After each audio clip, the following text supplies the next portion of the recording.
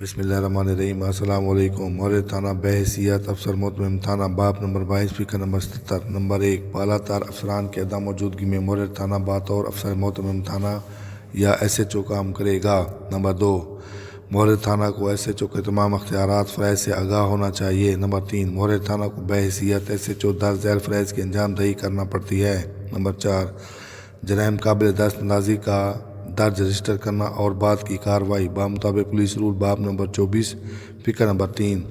Number 5، بمطابق police role باب number 27 فقرہ number 29 مقدمات کی مثلوں کی تعمیل و تکمیل۔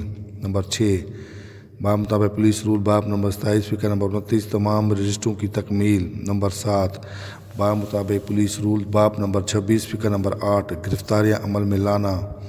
نمبر 8، بمطابق پولیس رول باب نمبر 26 فقرہ نمبر 21 ضمانت منظور کرنا۔ نمبر 9، بمطابق پولیس رول باب نمبر 24 فقرہ نمبر 12 خاص رپورٹوں کی روانگی۔ نمبر 10، بمطابق پولیس رول باب نمبر 26 فقرہ نمبر 25 ملزمان کے ریمانڈ جسمانی کے لیے درخواست کرنا۔